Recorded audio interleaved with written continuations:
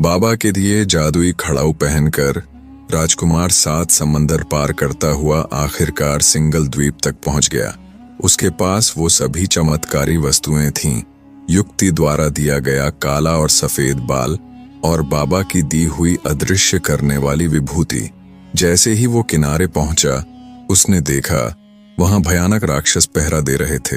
भयानक चेहरे, लंबे नुकीले दांत और उनकी आंखों में सिर्फ एक प्यास, विनाश की। राजकुमार ने बिना एक पल गंवाए विभूति की डिब्बी निकाली, एक चुटकी खाई और पलक झपकते ही अदृश्य हो गया। अब वह निर्भय होकर राक्षसों के बीच से निकल गया।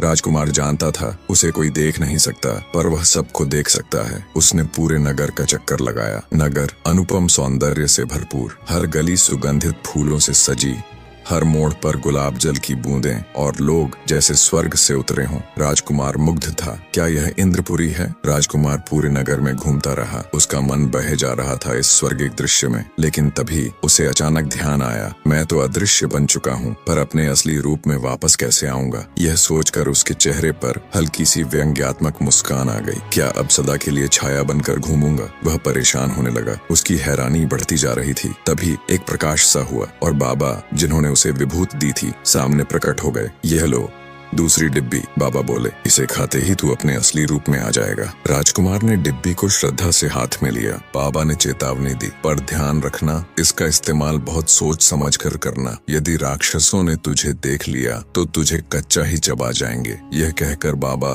अंतर्ध्यान हो गए और राजकुमार गहरे विचार में डूब गया। अब अगला कदम क्या होगा? राजकुमार ने सोचना शुरू किया। अब आगे क्या? उसने अपनी थैली से 2 बाल निकाले, एक काला, एक सफेद। राजकुमार ने काला बाल जलाया और जैसे ही वह भस्म हुआ, भीषण राक्षसों की फौज प्रकट हो गई। उसने तुरंत आदेश दिया, पहले की सारी रक्षाएं नष्ट कर दो। देखते ही देखते वे सभी भयानक रक्षक राक्षस धराशायी हो गए। इसके बाद उसने कुछ राक्षसों को रोककर अदृश्य किया ताकि वे भविष्य में सहायता कर सकें। अब उसने सफेद बाल जलाया। जैसे ही बाल जला, देवता प्रकट हुए। राजकुमार ने कहा, समुद्र किनारे एक भव्य जहाज तैयार करो जो हीरे, जवाहरात और दुर्लभ आभूषणों से भरा हो। पल भर में एक अद्वितीय चमचमाता जहाज तैयार हो गया। उसमें हर ओर कीमती पत्थरों, सोने चांदी और अनमोल आभूषणों का ढेर सजा हुआ था। यह दृश्य जिसने भी देखा हैरान रह गया। नगर में अफवाह फैल गई, विदेश से एक रहस्यमय धनी सौदागर आया है। लोगों की भीड़ उस जहाज के पास जुटने लगी। सभी यही पूछते, ये सब अचानक कैसे हुआ? ये खबर उड़ती उड़ती राजमहल तक पहुंच गई। पूरा वीडियो देखने के लिए यहाँ क्लिक करें और आगे की वीडियो देखने के लिए सब्सक्राइब करें।